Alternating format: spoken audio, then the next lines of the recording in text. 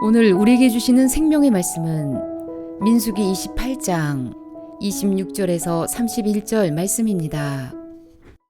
할렐루야. 옆에 분하고 한번 인사하시겠습니다. 주님의 이름으로 사랑하며 축복합니다.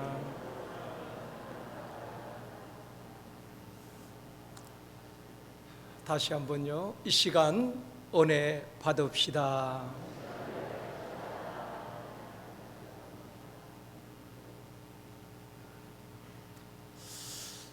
목사님들이 제일 부러워하는 사람이 노래하는 가수입니다. 왜냐하면 가수가 노래 한 곡을 히트하게 되어지면은 몇 개월 또 몇 년, 어떤 분들은 평생 우려먹기도 합니다. 또 남의 노래를 불러도 잘 부른다고 청중들이 박수를 쳐주기도 합니다.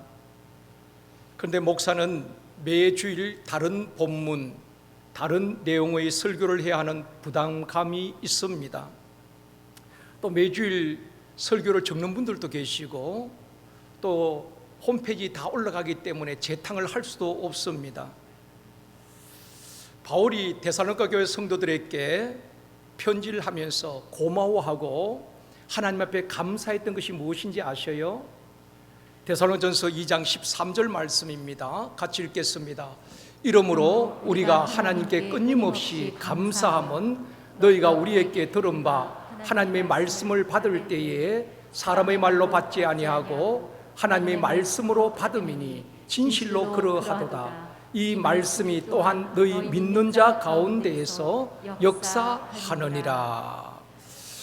데살로니가 교회 성도들은 하나님의 말씀을 받을 때에 바울의 말, 사람의 말로 받은 것이 아니라 바울을 통해서 주시는 하나님의 말씀으로 받았다는 것입니다. 그럴 때 그 말씀이 그들 속에서 역사하게 된 것입니다. 사랑하는 성도 여러분, 이 시간 말씀을 들을 때에 사람의 말이 아니라 하나님의 말씀으로 받기를 원합니다. 그럴 때에 그 말씀이 우리를 위로하여 주시고 그 말씀을 통하여서 새 힘을 얻게 하시고 그 말씀을 들을 때에 우리의 생각과 삶이 변화되어지는 것입니다. 오늘은 7월 첫 주일 맥주 감사 주일이면서 후반기를 시작하는 첫 주일이기도 합니다. 전반기 동안 우리의 생명을 지켜주시고 교회를 지켜주시고 가정과 자녀들을 지켜주시고 우리의 직장과 사업장 일터를 지켜주신 하나님 앞에 감사하는 마음으로 드려지는 맥주 감사 예배가 되어지기를 원합니다. 오늘은 맥주절의 의미와 감사 회복이라는 제목으로 말씀을 드리려고 합니다. 운동 경기를 보면은 전반전이 있고 후반전이 있습니다. 전반전에 이기다가 후반전에 역전당하는 경우도 있습니다. 전반전에 3골을 먹었지만 후반전에 4골을 넣으면 역전승하기도 하는 것입니다. 어쩌면 우리 인생도 신앙생활도 그럴 때가 있습니다. 처음에는 잘 하다가 나중에 가서 낙오하고 하나님의 품을 떠나기도 하고 잘못되어지는 경우도 성경에 나오지요. 그런가 하면은 시작은 미약하였지만은 갈수록 좋아지고 창대케 되어지는 분들도 있습니다. 사랑하는 성도 여러분, 전반기에 잘 살아오신 분들, 또 믿음으로 승리하신 분들은 후반기에도 더 잘 달려가시고 믿음으로 승리할 수 있기를 원합니다. 또 우리 성도들 가운데는 전반기에 남모를 아픔과 눈물을 흘린 분들도 있을 것입니다. 직장과 사업장에 어려움을 당한 분들도 있을 것입니다. 사람과의 관계 속에서 힘들어했던 분들도 있을 것입니다. 사랑하는 가족들을 먼저 떠나보낸 분들도 있습니다. 그러나 후반기에도 우리 하나님의 은혜가 함께하여 주시기를 원합니다. 후반기에는 우리의 믿음이 더욱 성장하여 지고 가정에도 직장 사업장에도 일터 위에도 하나님의 도우심으로 더 좋은 일들이 간정들이 많이 있기를 주님의 이름으로 축원합니다. 하나님께서 이스라엘 백성들에게 매년 3번 절기를 지키라고 말씀하셨습니다. 출애굽기 34장 23절 말씀입니다. 같이 읽습니다. 너의 모든 남자는 매년 3번씩 주 여호와 이스라엘의 하나님 앞에 보일지니라. 이스라엘 3대 절기를 알고 계시죠? 유월절, 맥추절, 초막절, 이 3대 절기를 지키게 했습니다. 절기를 지키는 핵심은 하나님의 은혜를 기억하고 감사하라는 것입니다. 3가지 절기의 공통점은 하나님께 감사하는 것입니다. 유월절은 애굽에서 노예 생활하던 그들이 해방을 받고 구원해 주신 하나님 앞에 감사함으로 지키는 절기입니다. 초막절은 40년 광야 생활을 기억하며 초막을 짓고 한 주간 동안 초막 생활, 장막 생활을 하는 것입니다. 그러면서 광야 40년 동안 그 어려운 가운데서도 하나님께서 지켜주시고 보호해 주신 그 은혜를 기억하고 감사하는 것입니다. 그리고 그 조상들이 광야 생활에서 얼마나 어려움을 겪었습니까? 그것을 기억하면서 지금 우리의 삶이 얼마나 감사한가를 기억하며 지키는 절기가 바로 초막절이었습니다. 맥추절은 출애굽기 23장 16절에서 말씀합니다. 같이 읽습니다. 맥추절을 지키라. 이는 내가 수고하여 밭에 뿌린 것의 첫 열매를 거둠이니라. 이스라엘 백성들이 광야 40년 생활을 마치고 가나안 땅에 들어가게 되지요. 땅을 분배받고 씨를 뿌리고 농사를 짓고 추수를 하고 첫 열매를 하나님 앞에 감사함으로 드리며 지키는 절기가 바로 맥추절인 것입니다. 광야 40년 동안 이스라엘 백성들은 농사를 짓지 않았습니다. 광야에서 씨를 뿌리고 추수할 수가 없었지요. 장막을 치고 있다 하나님께서 떠나라면 언제든지 떠나야 하는 것입니다. 멈추라면 멈춰야 되는 것입니다. 그것이 광야 40년의 생활이었습니다. 광야 40년 동안은 이스라엘 백성들이 한 것이 없습니다. 하나님께서 먹을 것을 주셨고 또한 모든 것을 하나님께서 다 주신 것입니다. 하나님 주신 것을 받기만 했습니다. 하나님께서 하늘문을 여시고 매일같이 일용할 양식 만나를 내려주셨습니다. 고기를 먹고 싶어 할 때는 메추라기를 보내주셔서 먹게 했습니다. 목이 마를 때는 물을 내어서 마시우게 했습니다. 광야는 하나님의 보호하심과 은혜가 아니면 살아갈 수 없는 곳입니다. 광야 40년은 100% 전적 하나님의 은혜였다는 것입니다. 우리 인생을 광야에 비유하잖아요. 지금까지 전반기에도 우리의 생명 있음이 살아온 모든 날들을 돌아보면은 하나님의 크신 은혜임을 감사합니다. 또 그것을 감사해야 하는 것입니다. 광야 40년 동안 이스라엘 백성들은 하나님께서 주신 것을 먹고 마셨습니다. 한 끼도 단 하루도 굶은 적이 없습니다. 하나님은 그 백성들을 매일같이 하늘의 양식으로 먹이셨다는 것입니다. 이제 가나안 땅에 들어가서 땅을 분배받고 정착을 하게 됩니다. 하나님께서 그들에게 말씀합니다. 이제부터는 너희들이 땅을 분배받았으니까 농사를 짓고 씨를 뿌리고 추수를 하고 그 거둔 첫 열매를 하나님께 드리라는 것입니다. 절기를 통해서 하나님의 은혜를 기억하게 하는 것입니다. 감사를 가르치는 것입니다. 지금까지는 받기만 했지만 이제는 하나님 앞에 드릴 줄 아는 백성으로 훈련시키는 것이 절기의 의미이기도 한 것입니다. 출애굽기 23장 19절 말씀입니다. 같이 읽습니다. 내 토지에서 처음 거둔 열매의 가장 좋은 것을 가져다가 너희 하나님 여호와의 전에 드릴지니라. 하나님 앞에 드리는 것은 쓰고 남은 것을 드리는 것 아닙니다. 하찮은 것을 드리는 것이 아닙니다. 가장 좋은 것을 가져다가 여호와의 전에 드릴지니라고 말씀하고 있습니다. 하나님께서 우리에게 가장 좋은 것을 주셨죠. 하나님의 독생자 예수 그리스도를 우리에게 보내주셨습니다. 예수님은 십자가에서 생명을 주셨습니다. 또 우리에게 믿음을 주셨죠. 성령을 주셨죠. 영생을 주셨습니다. 돈으로 살 수 없는 가장 귀한 것을 우리에게 다 주셨습니다. 하나님께서 우리에게도 가장 귀한 것을 드리라고 말씀하고 있습니다. 물질만 말하는 것 아닙니다. 예배를 드리든 찬양을 드리든 물질을 드리든 최선을 다해서 준비하고 최상의 것을 드리는 것입니다. 여러분, 예배가 무엇입니까? 이 시간 여러분 산보 예배 이 자리에 앉아 계신 것만 예배가 아닙니다. 그것도 예배지요.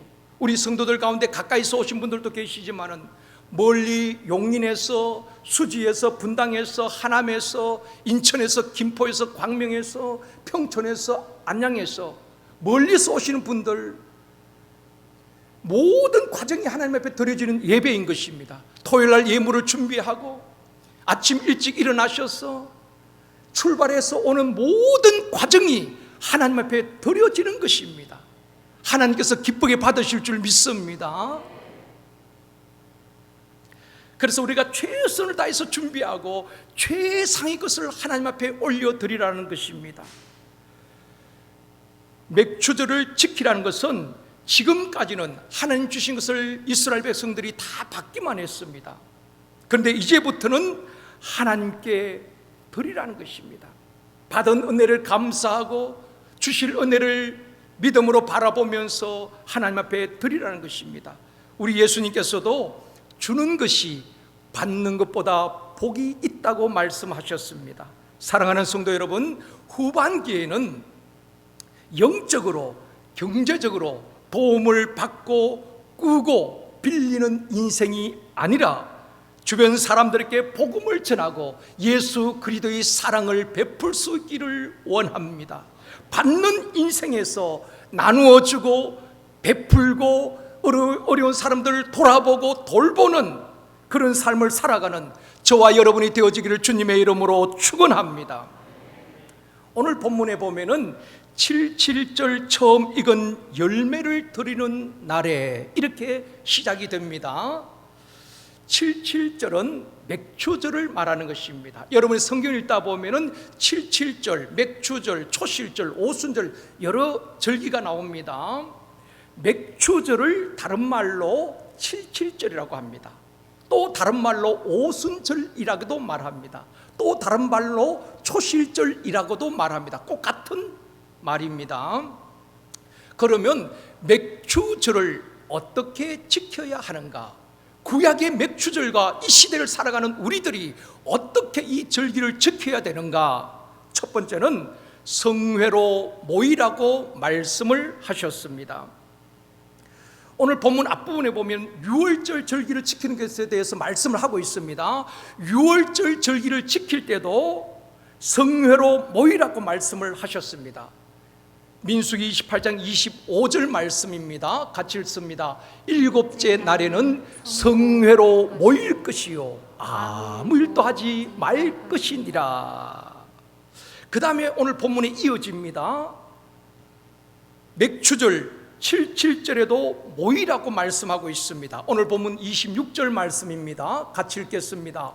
77절 처음 익은 열매를 드리는 날에 너희가 여호와께 새 소제를 드릴 때에도 성회로 모일 것이요 아무 일도 하지 말 것이며, 6월절 절기를 지키던 77절 맥추절을 지키던 하나님께서 먼저 말씀하신 것은 성회로 모이라는 것입니다. 각자 가정에서 드리는 것이 아닙니다. 성회로 모여서 하나님의 백성들이 한자리에 모여서 제사를 드리고 절기를 지키라는 것입니다. 이게 하나님께서 하신 말씀인 것입니다. 그래서 성경에 보면 6월절이 되면은 각처에 흩어져 있던 이스라엘 백성들이 예루살렘에 다 모여서 절기를 지킵니다. 그래서 성전에서 돈을 바꾸기도 하고 비둘기를 사서 또 제물로 드리기도 하는 것입니다. 다 예루살렘 성전에 모여서 드렸습니다. 성경에 보면 예수님의 윤년 시절 12살 때에 대해서 기록을 하고 있습니다. 예수님이 12살 때에 6월절 절기를 지키기 위해서 부모와 함께 예루살렘에 왔다고 누가복음에 말씀하고 있는 것입니다. 이처럼 6월절 절기를 지키거나 또 맥추절을 지킬 때는 성회로 모여서 하나님 앞에 드리라고 말씀을 하고 있는 것입니다. 사랑하는 성도 여러분, 우리가 신앙생활을 하다 보면은 믿음이 떨어질 때도 있습니다. 영적으로 침체될 때도 있습니다. 한평생 믿음으로 한결같이 달려가는 사람이 많지 않다는 것입니다. 믿음이 떨어지고 영적으로 침체가 오면은 나타나는 현상 가운데 첫 번째가 모이기를 싫어한다는 것입니다. 교회 예배 자리에 오는 것도 귀찮고 샘터 모임에 가는 것도 귀찮아지는 것입니다. 결국 하나님과 멀어지고 교회와 멀어지기도 하는 것입니다. 그럴 때 여러분 영적으로 잘 자신들을 잘 돌보고 세워가야 하는 것입니다. 지금처럼 코로나 시대의 성도들은 모이는 것 자체를 불안해하고 두려워합니다. 사랑하는 성도 여러분, 우리가 철저히 방역 수칙을 지키고 조심해야 합니다. 그러나 두려워하지는 마십시오. 코로나 바이러스가 계속 변형되듯이 사람의 마음도 1년 6개월 코로나가 장기화되면서 많은 변화가 일어나고 있습니다. 지금 전 세계가 두려워하는 것이 무엇입니까? 델타 변이 바이러스입니다. 지금 거의 100나라 가까이 또 확진자가 나오고 퍼져 있지요. 전파율이 훨씬 더 빠르다는 것입니다. 그래서 전 세계가 지금 촉각을 곤두세우고 있습니다. 바이러스들이 새롭게 변형되듯이 코로나가 장기화되면서 사람의 마음도 계속 변화가 일어나는 것입니다. 아마 여러분들도 그런 것을 공감하게 될 것입니다. 사람의 마음이 변화됨에 따라서 생긴 신조어가 있습니다. 여러분 코로나 블루란 말을 많이 들어보셨을 것입니다. 코로나 블루라는 것은 코로나19와 우울함을 뜻하는 블루, 이것이 합쳐진 단어가 코로나 블루입니다. 다시 말씀을 드리면 코로나로 인해서 생긴 우울증을 말하는 것입니다.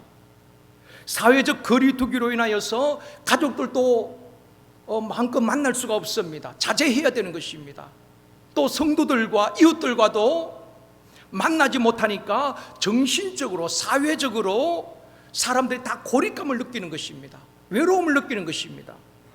그리고 우울감, 두려움, 무력감에 빠지는 현상을 코로나 블루라고 말한 것입니다. 고립되어 있다 보니까 마음이 우울하고 외롭고 두렵고 이런 현상을 코로나 블루라고 말하는 것입니다. 이 코로나 블루로 인해서 나타난 현상이 사회적으로 사람들이 우울하니까 자기 몸을 스스로 자해하거나 아니면은 자살을 시도하는 사람이 코로나 이전에 비하여서 35.9%가 증가했다는 것입니다. 이런 일들이 일어나고 있는 것입니다. 그 다음 단계에 나타나는 감정이 코로나 레드인 것입니다. 이 코로나 레드는 코로나 블루를 넘어선 감정 단계로 분노를 말하는 것입니다. 소위 화병이라고도 말합니다. 코로나로 인해서 많은 분들이 실직하거나 또 취업난이 어려워졌습니다. 취업난을 겪고 있습니다. 그러다 보니까 생계의 위협을 받고 있습니다. 사람들이 그로 인해서 많은 스트레스를 받게 되는 것입니다. 그러다 보니까 나타난 현상이 분노 게이지가 높아지는 것입니다. 우울감에서 한 단계 더 나아가서 마음에 막 분노가 일어나는 것입니다. 참지 못하고 절제가 안 되는 것입니다. 우리 지금 국민들이 얼마나 예민한지 모릅니다. 말 한마디 잘못하면 막 이렇게 싸움이 일어나는 것입니다. 이 분노 게이지가 높아진 것입니다. 이것이 바로 코로나 레드라는 것입니다. 폭력을 휘두르고 가정에 불화가 일어나는 것입니다. 가끔 보면은 버스 기사나 택시 기사를 아무 이유도 없이 폭행하는 경우도 있잖아요. 폭언을 하기도 하고 또 나와 아무 상관이 없는 사람을 칼로 찌르기도 하는 것입니다. 이런 스트레스로 인해서 감정이 절제가 안 되는 것입니다. 이런 것을 코로나 레드라고 말하는 것입니다. 그 다음에 한 단계 더 나아가면 어떤 감정의 변화가 일어나는가 하면 코로나 블랙입니다. 이것은 절망이란 뜻입니다. 코로나 블랙은 우울함, 코로나 블루를 넘어서 그 다음에 분노, 코로나 레드를 넘어서 코로나 블랙은 이제 모든 포기해버린 것입니다. 절망하고 좌절하고 포기하고 의욕상실증에 빠지는 것을 코로나 블랙이라고 하는 신조어가 생긴 것입니다.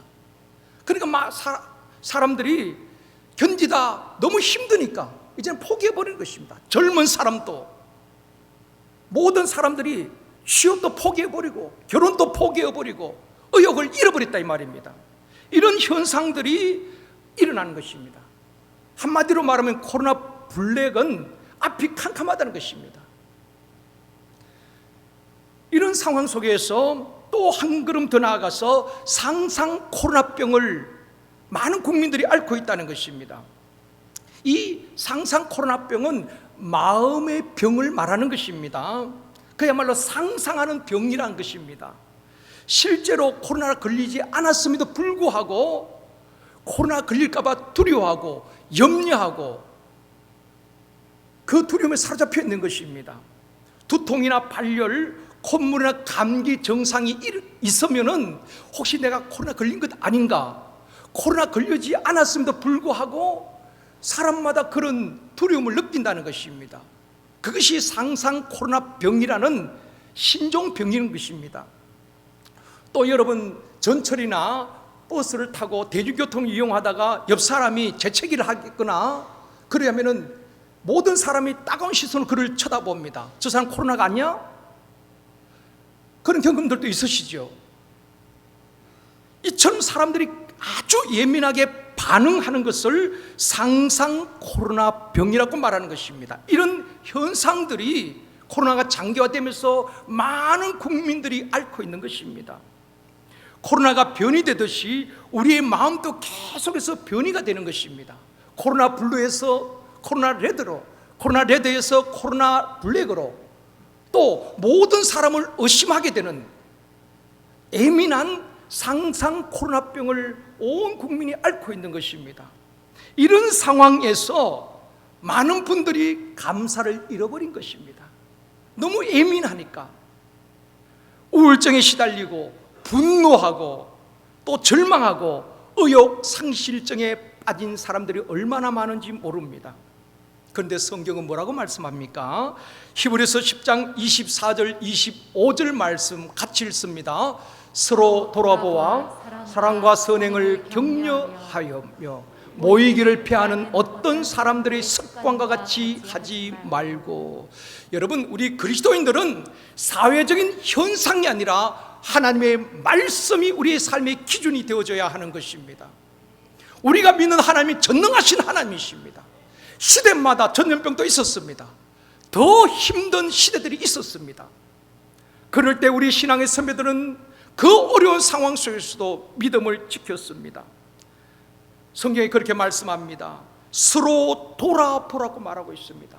어려울 때일수록, 예민할 때일수록 서로 돌아보아야 하는 것입니다. 샘터당은 샘터 가족들을 잘 돌아보아야 하는 것입니다. 성도들을 서로 잘 돌아봐야 하는 것입니다. 그 다음에 뭐라고 말합니까? 서로 격려하라고 말하고 있습니다. 힘들 때 서로 격려해야 하는 것입니다. 그리고 모이기를 피하는 자와 같이 하지 말라고 말씀을 하고 있습니다. 지난 주간에 우리 교단 총회에서 목회자 수련회가 있었는데 제가 참석을 했습니다. 예배를 드리고 또 특강을 드리고 선배 목사님 또 후배 목사님과 아름다운 교제를 나눌 수가 있었습니다. 총회 임은 목사님, 목회를 훌륭하게 하신 목사님이 이런 말씀을 하시더라고요. 그 교회에 정부 고위직에 계신 분이 그 교회 출석을 하시는데 오래전에 그 목사님에게, 담임 목사님에게 그런 말씀을 했다는 것입니다. 작년 2월 달에 코로나가 막 확진자들이 많이 나올 때에 정부에서 굉장히 고민을 했다는 것입니다. 교회 문제로 우리 대한민국은 종교의 자유가 헌법으로 보장된 나라이기 때문에 예배를 통제할 수 없다는 것입니다. 그래서 정부에서 신천지에서 이렇게 많이 확진자들이 나오니까 교회에 많은 성도들이 모이니까 어떻게 하면 좋을까 고민을 하면서 만약에 예배를 통제하게 되면은 행정명령으로 통제하게 되면 한국교회 전체가 강력하게 반발할 것이다. 정부에서 다 알고 있었던 것입니다. 그래서 정부에서 한국교회 대표들과 모든 대화를 할 준비를 다 정부에서 준비를 하고 있었다는 것입니다. 그런데 대화가 시작되기도 전에 대형 교회들을 중심으로 너도 나도 교회 문을 스스로 다 닫더라는 것입니다. 그리고 온라인 예배로 다 전환해버렸다는 것입니다. 그때는 행정명령도 아닙니다. 권고사항이었죠. 모이기를 조심하라는 것입니다. 그런데 한국교회가 다 문을 스스로 닫아버리고 마치 그런 교회가 앞서가는 교회처럼 비춰지고 너도 나도 다 문을 닫아버렸다는 것입니다. 그 이후에 한국교회를 행정명령으로 쉽게 통제할 수 있었다라고 했다는 것입니다. 마음 아픈 이야기일 수 있습니다. 그 결과가 어떠합니까? 1년 6개월 지난 다음에 많은 주일학교가 문을 닫은 이후에 회복을 못하고 있습니다. 많은 성도들이 교회로 돌아오지 못하고 있습니다. 매주일마다 우리가 통계를 내고 있습니다. 온라인 몇 명이 드리는지, 현장 예배 2부, 3부, 4부에 몇 분이 오셨는지 다 통계를 내고 프로테이지를 내고 있습니다. 또 나오지 못한 분들을 우리 지역 목사님들 신방을 하고 있습니다. 그래도 우리 교회는 회복률이 현장 복귀율이 많은 편입니다. 한국교회 전체를 보면은 50%, 60%도 안 되는 것입니다. 이제는 익숙해진 것입니다. 꼭 교회 가서 예배 드려야 예배인가? 집에서 차를 마시면서 편하게 예배 드리는 것도 예배라는 것입니다. 예배의 정신을 잃어버린 것입니다. 지금 한국 교회는 세 가지를 잃어버렸다고 저는 생각합니다. 첫째는 예배의 본질을 잃어버린 것입니다. 성경에서 말하는 예배의 정신을 잃어버렸다는 것입니다. 여러분, 6월절 되면 왜 하나님께서 성회로 모이라고 하셨을까요? 멀리서 예루살렘까지 오는 데는 힘듭니다. 그렇지만 다 예루살렘에 모여서 성회로 모여서 드렸습니다. 예배의 본질을 잃어버렸고, 두 번째는 성도들을 잃어버렸고, 세 번째는 교회의 이미지가 실추되었습니다. 다시 회복해야 될 줄 믿습니다. 뼈아픈 자성의 시간을 가져야 하는 것입니다. 교회 문을 닫고 모이지 않는 것이 최선의 방역일까? 우리는 다시 한번 생각해야 하는 것입니다. 정부에서는 당연히 그것이 최고의 방역입니다. 우리는 영적인 생명 공동체라는 것을 알아야 하는 것입니다. 교회에서 확진자들이 나오면서 한국교회 전체에 많은 부담을 준 것은 사실입니다. 그런데 여러분, 대부분 확진자들이 나온 교회들 보십시오. 중대형 교회에서는 거의 나오지 않았습니다. 철저하게 방역수칙을 지켰죠. 그런데 방역수칙을 제대로 지키지 아니하고 마스크를 벗은 채 찬양 연습을 하다가 확진자가 나오고, 식사를 금해야 하는데 식사를 함으로 인하여서 확진자들이 나온 그런 교회와 단체들이 많이 있었습니다. 그래서 한국교회 전체의 이미지가 실추되기도 했습니다. 코로나 한창 기승을 부릴 때에 수원 중앙침례교회는 그 교회는 7,000명이 모입니다. 그런데 철저하게 방역을 했죠. 확진자가 3번 예배를 드렸습니다. 7,000명이 모이는 교회에 한 사람도 확진자가 나오지 않았습니다. 사랑하는 성도 여러분, 방역 수칙을 철저히 지키면서 후반기에는 모이기에 힘써야 될 줄 믿습니다. 성경에 보십시오. 모일 때에 하나님이 역사하셨습니다. 편할 때 모인 것 아닙니다. 국가적으로 위기에 처해 있을 때에, 나라의 존폐 위기에 처해 있을 때에 백성들은 모여 하나님 앞에 부르짖었습니다. 미스바에 모였고, 수문학 광장에 모였고, 오순절 마가다락방에 모여서 마음을 갖춰여 기도에 힘쓸 때에 대적을 물리쳐 주시고 성령께서 강력하게 각 사람 위에 임하게 된 것입니다. 우리는 영적 원리를 따라가야 되는 것입니다. 다시 말씀을 드립니다. 철저하게 나와 우리 다른 분들을 위해서 방역수칙을 잘 지켜야 되는 것입니다.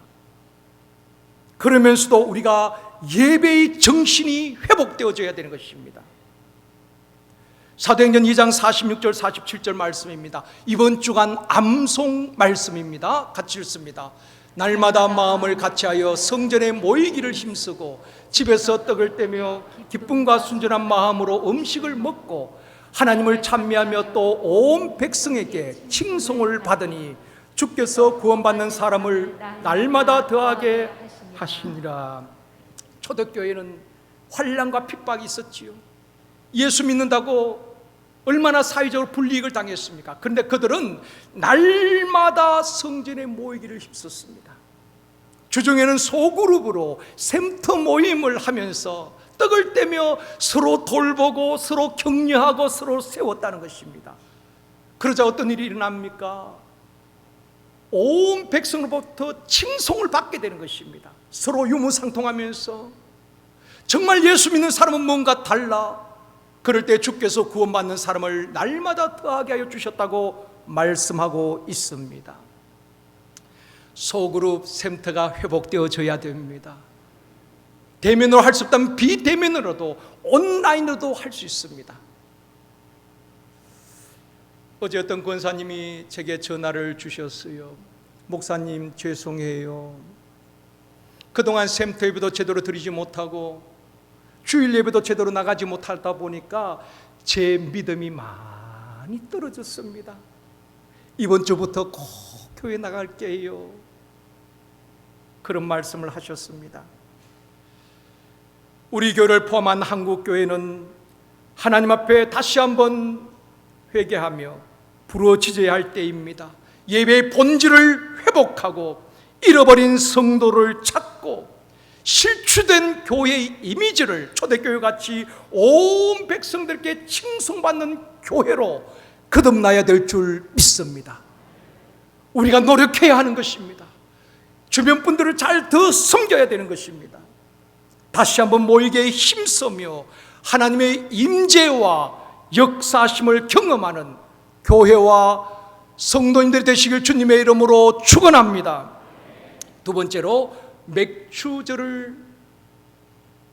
맥추절에 드리는 제사입니다. 오늘 본문을 여러분 읽어보면은 수송아지를 드리고 순양을 드리고 얼마 10분의 3을 드리고 10분의 1 드리고 좀 복잡하긴 한데 제가 설명을 간단하게 잘 드리겠습니다.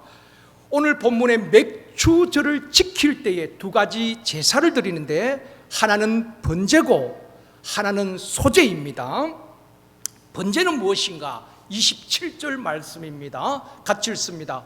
숫송아지 2마리와 순양 1마리와 1년 된 순양 7마리로 여호와께 향기로운 번제를 드릴 것이며 77절 맥추절에 번제를 드리는데 여러분 번제가 무엇입니까? 소나 양이나 이런 짐승을 죽여서 피를 제단에 뿌리고 태워서 드리는 제사인 것입니다. 다시 말하면 생명을 드리는 제사가 번제인 것입니다. 사람을 대신해서 짐승이 대신 죽는 것입니다. 번제는 생명에 대한 하나님의 주권을 인정하는 제사이면서 제물을 불에 태워서 드립니다. 우리 자신을 완전히 하나님 앞에 드리는 헌신의 제사를 의미하는 것입니다. 아브라함이 하나님 앞에 이삭을 번제로 드립니다. 그것은 이삭의 생명을 드리는 거예요. 번제는 죽여서 드려야 되니까. 아브라함은 자기 아들 이삭을 생명을 하나님 앞에 드렸다는 것입니다. 물론 하나님께서 그 생명을 살리셨죠. 대신 순양을 준비해 놓으신 것입니다. 욥도 자녀를 다 잃어버린 다음에 하나님 앞에 예배를 드리면서 이렇게 고백을 합니다. 내가 모태에서 알몸이 나와 싸운 적 또한 알몸이 그리로 돌아가올지라 주신 자도 여호와시오 취하신 자도 여호와시오니. 무슨 말입니까? 생명의 주권자는 하나님이시라고 인정하는 고백인 것입니다. 아들이 다 딸들이 죽었잖아요. 그런 가운데서도 주신 자도 여호와시오 취하신 자도 여호와시오니. 이 고백은 생명의 주권자는, 내 생명의 주인은, 자녀의 생명의 주인은 하나님이십니다. 그 고백인 것입니다. 코로나 상황에서 생명의 주인 되시는 하나님을 온전히 신뢰하고 믿으며 모든 두려움에서 자유케 되어지기를 주님의 이름으로 축원합니다. 주변에 보면은 살기 위해서 발부둥 쳐도 하나님이 부르시면 가야 하는 것입니다. 우리에게 생명이 있다는 것은 사명이 있는 것입니다. 두려움에서 자유하시고 지금까지 생명 지켜주신 하나님 감사합니다. 후반기에도 생명 지켜주실 것을 감사함으로 후반기를 살아가는 저와 여러분이 되어지기를 원합니다. 또 한 가지 소재입니다. 28절 29절 말씀입니다. 같이 읽겠습니다. 그 소재로는 고운 가루에 기름을 섞어서 쓰되 수송아지 한 마리마다 10분의 3이요 순양 한 마리에는 10분의 2요 어린 양 7마리에는 어린 양 한 마리마다 10분의 1을 드릴 것이며, 성경 읽다가 이런 부분이 나오면은 그냥 대충 읽고 넘어가지요. 무슨 말인가 하면은 소재는 고운 밀가루를 기름에 섞어서 짐승과 함께 드리는 것입니다. 번제는 짐승만 드렸지요. 그런데 소재는 다릅니다. 소재는 농사를 짓고 그 추수한 것을 빻아서 고운 가루로 기름을 섞어서 순양과 함께 또 송아지와 함께 드리는 것입니다. 그런데 드릴 때에 뭐라고 말합니까? 숫송아지 한 마리에 10분의 3, 고운 가루 10분의 3을 드리라는 것입니다. 쉽게 말하면 6.6리터 정도 됩니다. 6.6리터. 그 다음에 순양 한 마리에는 10분의 2, 4.4리터 고운 가루를 기름에 섞어서 4.4리터 정도를 짐승과 함께 드리는 것입니다. 그리고 어린 양 한 마리는 10분의 1을 드리라 그랬죠. 2.2리터 정도의 밀가루를 기름에 섞어서 어린 양과 함께 드리는 것이 소재인 것입니다. 하나님께서 그렇게 드리라고 말씀하신 것입니다. 정리해서 말씀을 드리면 번제는 짐승의 생명을 드리는 것입니다. 우리를 대신해서 생명을 드리는 것이라면 소재는 땀을 흘리고 수고하고 추수한 곡식을 빻아서 가루로 만들어서 제물과 함께 드리는 것입니다. 내 생명도 내 마음대로 안 되잖아요. 농사도 마찬가지입니다. 농부가 아무리 씨를 뿌리고 노력을 해도 9월 달에 태풍이 한번 몰아치면은 한 해 농사 망치기도 하는 것입니다. 생명도 하나님이 지켜주셔야 되지만은 우리의 모든 삶을 하나님이 지켜주셔야 된다는 것입니다. 여러분, 사업도 내 마음대로 되던가요? 직장생활도 내 마음대로 되던가요? 자녀 교육이 내 마음대로 되던가요? 결혼, 또 모든 가정생활도 내 마음대로만 되는 것은 아닙니다. 하나님이 도와주셔야 되는 것입니다. 번제와 소재의 핵심은 내게 생명 주신 하나님께 감사하고 내 모든 삶을 추수할 곡식을 주신 하나님께 감사하는 마음으로 번제와 소재를 겸하여서 하나님 앞에 맥추절을 지켰다 이 말입니다. 말씀을 맺겠습니다. 사랑하는 성도 여러분, 후반기에도 내 계획대로만 되는 것은 아닙니다. 생명의 주인 되신 하나님을 인정하고 또한 내 삶의 주인 되시는 하나님, 내 삶의 주권자 되신 하나님, 직장과 사업장, 장녀들의 가정, 우리 모든 삶의 영역에서 하나님이 지키시고 보호해 주셔야 되는 것입니다. 그것을 인정하고 드려지는 맥주 감사 주일 예배가 되어지기를 원합니다. 맥주 감사 주일뿐 아니라 매주일 매일매일의 삶이 내 생명의 주인 되시는 하나님께 감사하고 내 삶의 모든 영역에서 지키시고 보호하시고 인도하시는 그 하나님께 감사함으로 후반기를 승리하며 살아가는 우리 모두가 되어지기를 주님의 이름으로 축원합니다.